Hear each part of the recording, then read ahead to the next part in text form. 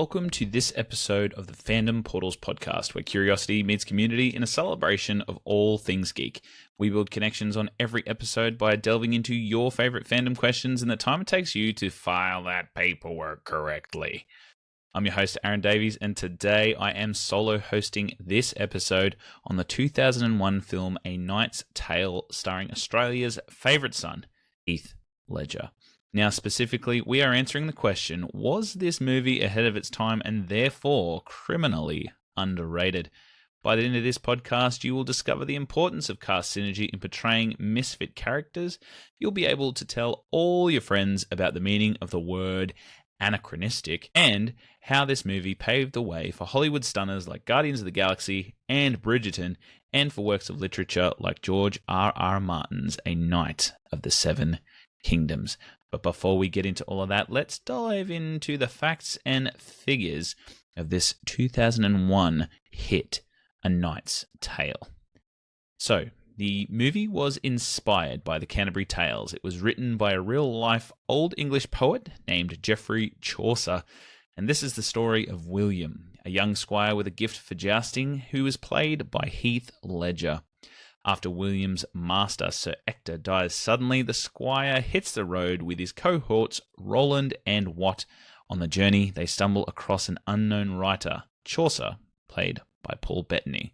William, lacking a proper pedigree, convinces Chaucer to forge genealogy documents that will pass him off as a knight.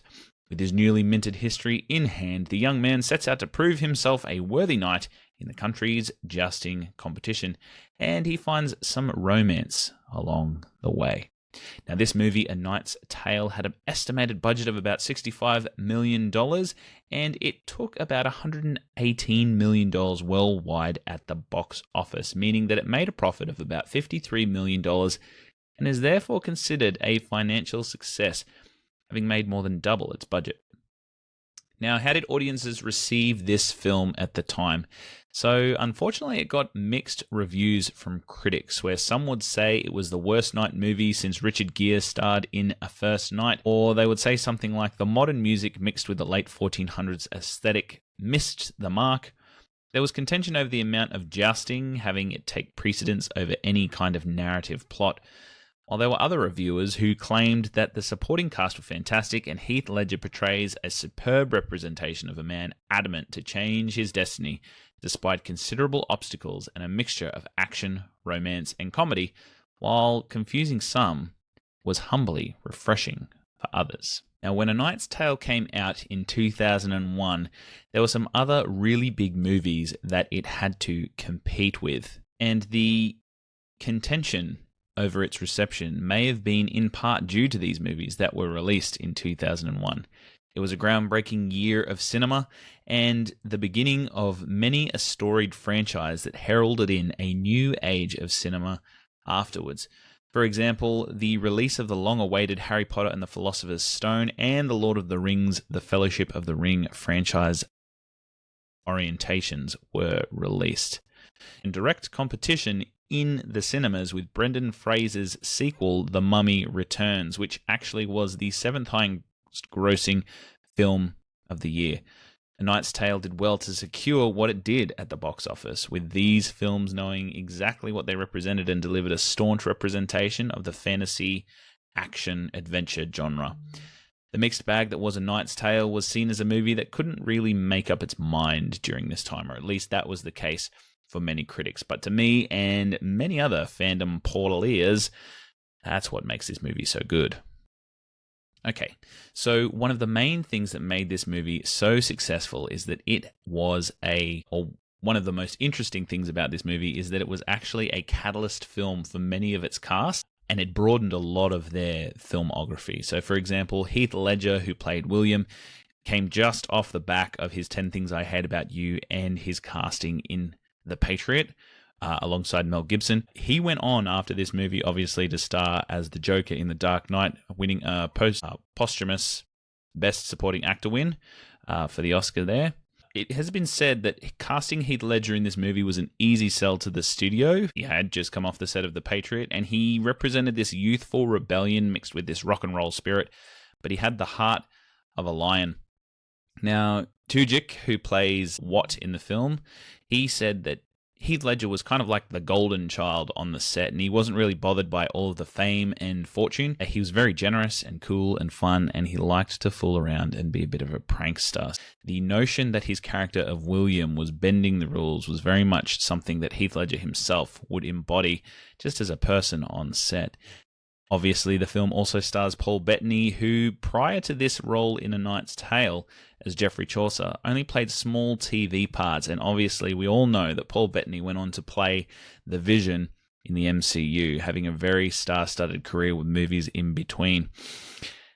He wanted to work with Helgeland, the director, for some time, and the part was actually written for him, the part of Geoffrey Chaucer, despite the studio actually wanting to go with Drew Carey at the time.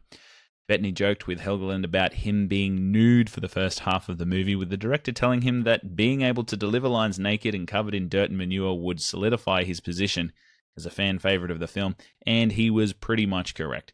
Chaucer's speeches were delivered multiple times during the filming of A Knight's Tale, and in multiple different ways, with the crowd's reaction and the crew's reaction to these speeches being pretty much genuine. Now, Watt, as we said before, played by Alan Tudyk, had some small roles on movies such as Patch Adams, but he also went on after this a year later to star as Wash in Firefly, and he then went on to star in Rogue One as K2SO. It was said that his comedic timing and his improvisational skills landed him the role as Watt, famous for saying the lines that he'll thong ya. Roland was played by Mark Addy, who had some success in the comedy The Full Monty before, who he played as the character Dave. But as we all know, he went on to play the king of all of Westeros in the Game of Thrones. He played Robert Baratheon, and he actually moved from playing a squire in this to playing a king in the latter Game of Thrones. Addy had said that he approached this role because he liked it, knowing that the script didn't seem like it was a history lesson or a movie that tried to teach anybody anything in terms of history, but it was kind of about the people living in the world that they were a part of. Now, the other members of the cast, including Shannon Sozeman, Laura Fraser, and Rufus Sewell, also went on to have some acting success. Most notably, Laura Fraser, who played Kate, went on to play Lydia in Breaking Bad and Better Call Saul. But all of the actors from this movie, A Knight's Tale, actually went on to have success in their careers. Now, the director, Brian Helgeland, was hot off an Oscar win as well for winning Best Writing for LA Confidential, and he went on after this film to actually go and direct the movie 42, starring Chadwick Boseman, about the first black man to compete in the baseball leagues. And he also directed the movie Legend, which starred Tom Hardy playing two gangster brothers. So he actually had some success after A Knight's Tale as well, although he did have some success before as a writer. Now, one of the biggest things that you can see through watching this film is that the cast obviously has such a great and perfect chemistry, and it was really interesting on how the cast was actually able to achieve this. So when they were all cast by the casting director, they decided to arrive in Prague early, and all of the cast members actually lived together for 4 months on location. So Bettany and Ledger are recorded as saying that the film schedule was arduous and the days were long, but the people, attitude, and atmosphere of the film made it all worth it. Addy said the same thing. He said that it looked like a bunch of friends were just having a laugh and making a preposterous and fun movie, and he said that was because that's basically what they were doing. Alan Tudyk remembers taking pedicabs around town during the day with Ledger and Sozeman, then bar hopping at night, getting easily lost in Prague's streets. Even after the movie started, he said, we would go out together, and if there was trouble, which there could be in those bars, we all stood up for one another. So he says it was kind of like the movie never stopped, because that was exactly what their characters did in the film anyway. It even went so far as to say that the cast were so close that during filming, Tudyk suffered the loss of a friend during filming due to an overdose, and Heath Ledger actually reached out to him and took care of him for 3 days, making sure that his friend got through that hard time. Mark Addy says, most notably, that it was just a magical mix of the right people at the right time in each other's company, and they were sharing an ambition to make a fantastic movie. And that definitely comes off when we're talking about A Knight's Tale, because a lot of the scenes in the movie reveal this closeness, some of which being the training montage at the start with William, Roland, and Watt when they're dragging him along on the chariot or pulling him along the boat. There is just that jovial nature in between those exercises where they're just sort of bantering with one another. And that's really hard to fake unless you actually really enjoy each other's company. In the movie, they always had each other's back, even to the point where, and the cast emulated this too, because during the scene, if you remember, where William was fighting in the sword tournament, and Geoffrey Chaucer comes up and gives his first glowing rendition of his celebratory speech, raising William's hand into the air, there's a silence that swells amongst the crowd, as nobody really understood or took notice of what Chaucer was saying. But this actually was because there was a language barrier between the extras in the crowd who were Czech locals. So Mark Addy, the character of Roland, yelling at during this time was actually him trying to spur on those people to react at the correct time. And the director liked it so much that he said, you know what, we're going to keep that in. So it was also highlighted due to the closeness of these characters when the original band that was led by William covered Chaucer's debt after hardly knowing him and basically saved him from having pounds of flesh taken from him. One of the most pairing scenes, you might say, between the cast and their characters would probably occur between the time when they were betting against the French, that William would beat any Frenchman, and that kind of reminded me of what it was like to be a cast member in this movie during their time here, because there are many, many stories of them talking about going out and enjoying the nightlife of Prague during the time that they were filming. But for me, the time when the characters really, really showed their closeness was them being vulnerable to one another, was when they were writing the love letter to Jocelyn, with all of the characters putting their input into William's letter and being that vulnerable and being that open with obviously moments of pure heartache or expression of feeling, definitely created that bond that viewers were able to look at and really sort of become enamored by, because their friendship was so close. Now, these kinds of bonds are really important in cinema, and they're also very influential, and that's because it obviously portrays that closeness between the characters, and obviously the actors emulated that closeness because they were friends in real life. They were able to reveal traumatic moments among the safety of their friends, and they were looking out for their best friend's interests. And they love you through your faults. The scene that comes to mind for this one was when William's pride got in the way of him actually running away from being arrested when it was discovered that he wasn't, in fact, Ulrich von Liechtenstein. Every single one of his friends told him to run, but the pride of a knight made him stay. It was because of that where we got the scene where he was protected at his lowest, when William is in the stocks and you see all of his band and crew make their way up the stairs and stand between him and the angry but fickle mob. It is at that point that Colville, the secret prince, actually comes up and says, you know, your men love you, and if I knew nothing else about you, that would be enough. And it's those kinds of moments and those kinds of friendships and those kinds of close character bonds that really emboldened this movie and made people want to come back and rewatch it because they also felt like they were a part of this character's band. And that was able to be achieved because these characters were, in fact, the closest of friends. Many of them had gone on to say that filming this back in the early 2000s, probably one of the best years of their lives. The director included, sharing that sentiment. Another reason why this film was so incredibly loved, or at least it was afterwards, was because of its leading man, Heath Ledger.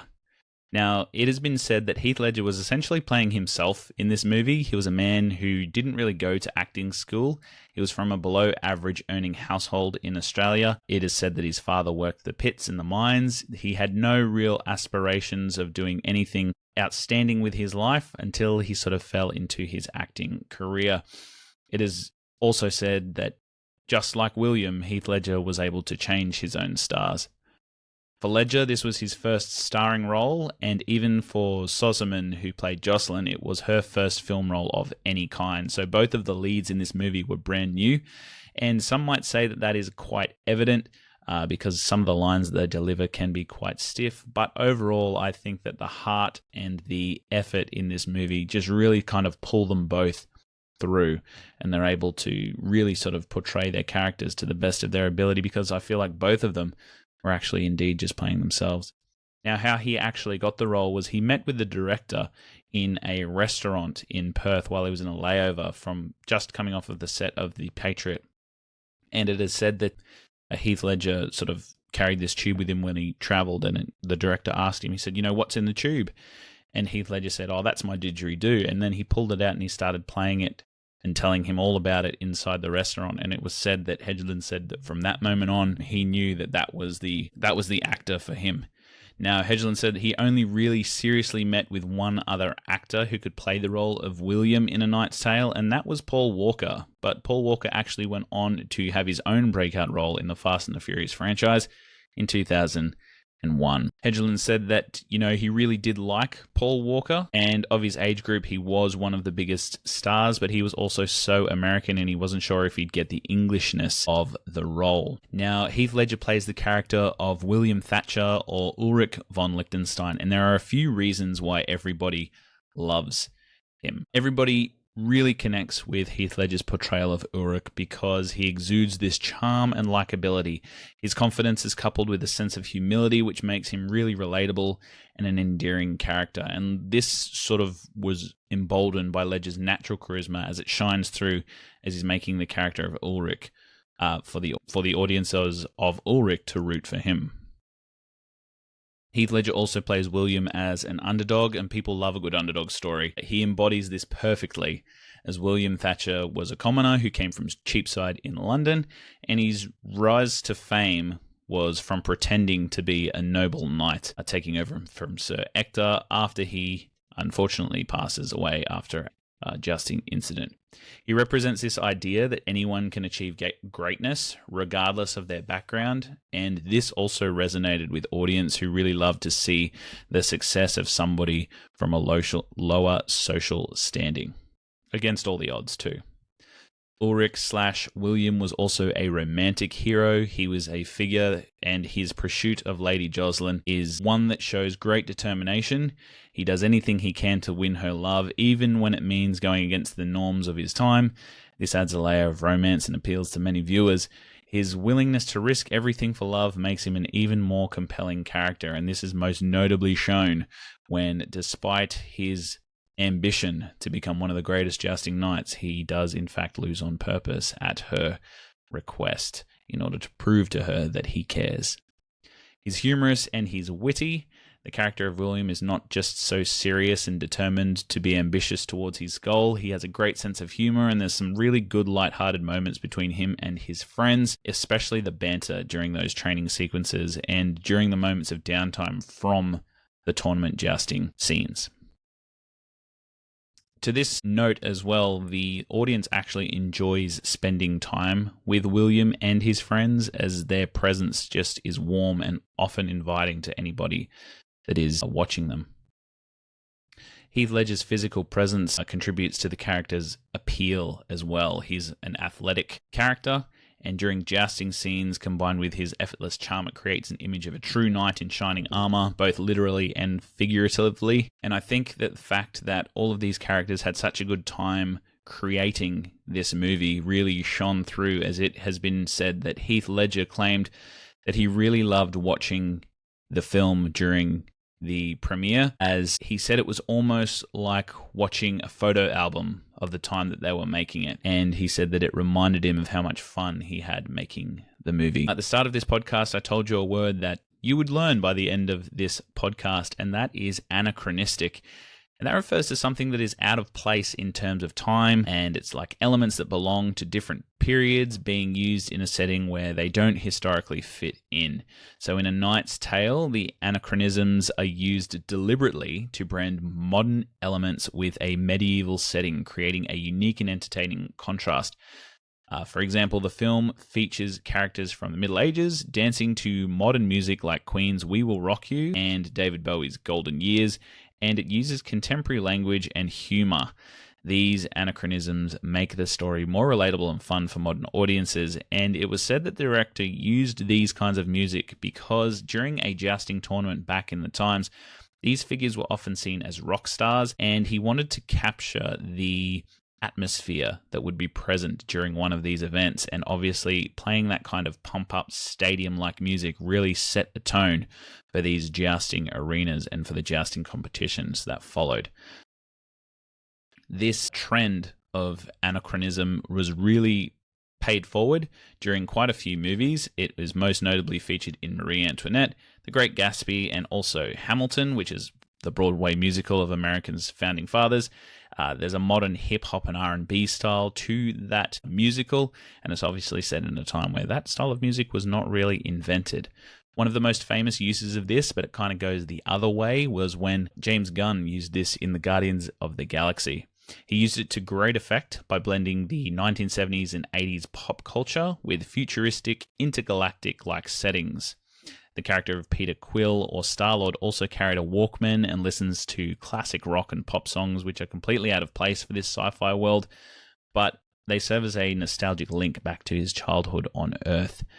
Some of the music used within that film include Blue Suede's Hooked on a Feeling and Redbone's Come and Get Your Love, and these tracks play during space battles and key moments, creating a playful contrast between that retro music and the futuristic setting. Scenes in The Knight's Tale, where you can see the rock and roll being embedded into scenes when lances are splintering and horses are pounding with their hooves across the battlefield of the jousting tournament. More recently, this technique of anachronistic elements has been used in the TV series of Bridgerton, where it plays a key role in this Regency-era setting with modern elements. It creates a fresh and engaging take on this historical romance. The show features contemporary music reimagined as classic string arrangements, which obviously wasn't a part of the 19th century London backdrop. Songs such as Thank You Next and Billie Eilish's Bad Guy are performed using these classical string quartets, and these familiar tunes reimagined in a period style create a playful contrast between that modern and historical. So at the time, this technique actually wasn't really well received. One of the biggest complaints that critics had was that the music didn't match the aesthetic of A Knight's Tale. Quite frankly, I think that this was one of the best parts of it. Having watched it during the time of 2000, I was 10 years old at the time, and I really, really feel like it did exactly what the director wanted to achieve with using that music. It was also said that in an interview, all of the people that were questioning him asked him whether he was comfortable with that bold choice or whether he was worried about how it would land. And he jokingly said he wasn't worried about it until everybody kept asking him about it. So I think those instincts that he used to create that aesthetic were really well received, and obviously so, as imitation is the best form of flattery, and it has been something that's been used in films for a long time since. Now, this story wasn't an original one.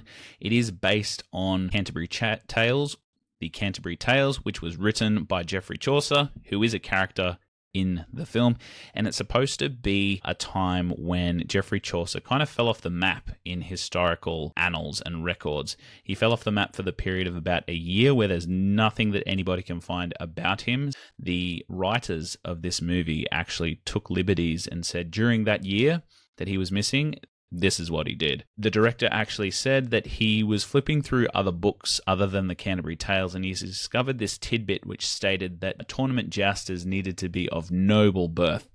And Helgeland said that when he read that, he basically, the whole movie kind of fell down into his head after that. He said everything went right from that point on. He crafted the 14th century set screenplay, immerse it in more than just war and revolution, and leaning more into that comedic side of Chaucer and drawing on his English studies. He supplied his identity thriving protagonist William with a diverse group of friends, knowing that they would be instrumental in his jousting journey, and buy into the lie as to sell everybody else on the lie as well. Now, the impact of A Knight's Tale, or the main message of A Knight's Tale, is that nobility and honour are not determined by birthright, but by one's actions and character. A commoner who rises to become a celebrated knight by sheer determination, skill, and a desire to prove that he is worthy, as any nobleman, is central to this movie's themes and mood. His journey challenges the rigid class system that was present during medieval society and highlights themes of equality, self-belief, and the pursuit of one's dreams, all of these being relatable to audiences of many different age groups.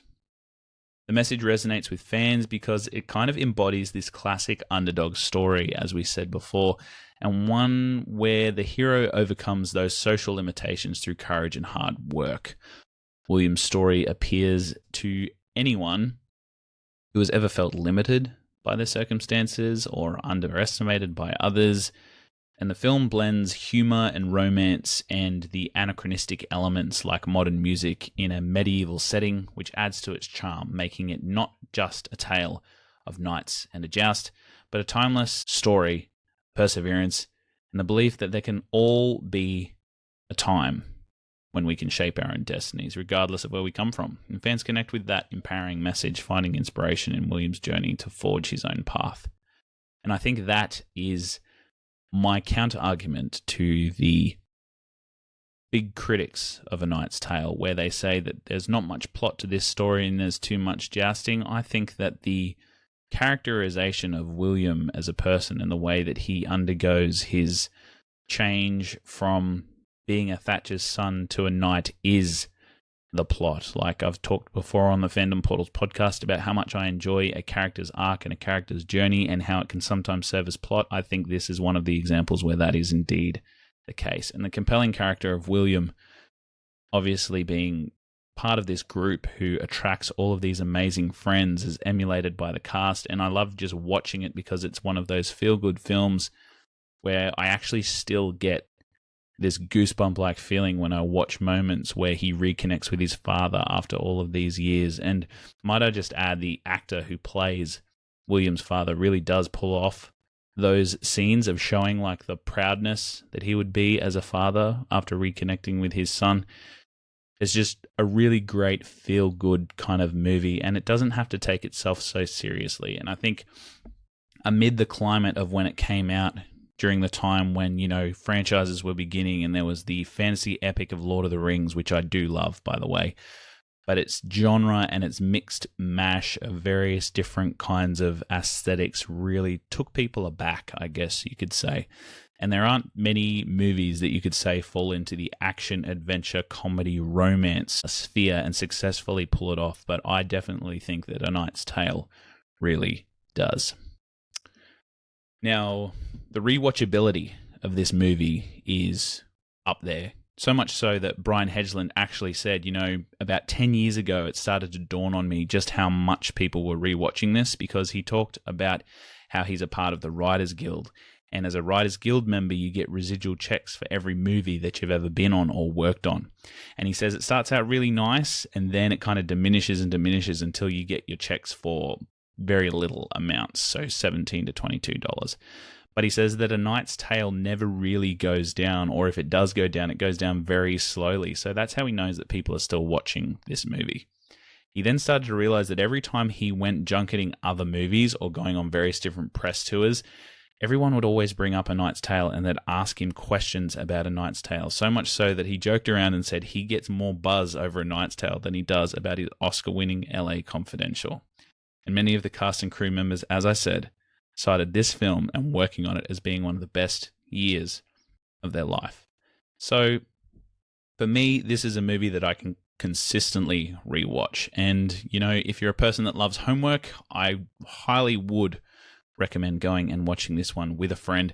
And if you do, make sure you tell them that you got the recommendation from the Fandom Portals podcast, because as you know, small podcasters like us, every little piece of word of mouth helps of all time as well. If you are listening to this, then feel free to head on over to our Instagram at Fandom Portals. And if you do that, go and find one of our pieces of content on A Knight's Tale. And if you do, make sure you comment and tell me something that you really love about this film, because it is one that I could talk about for ages and ages. So that's me, Aaron, connecting with respect as always, and we will catch you next time.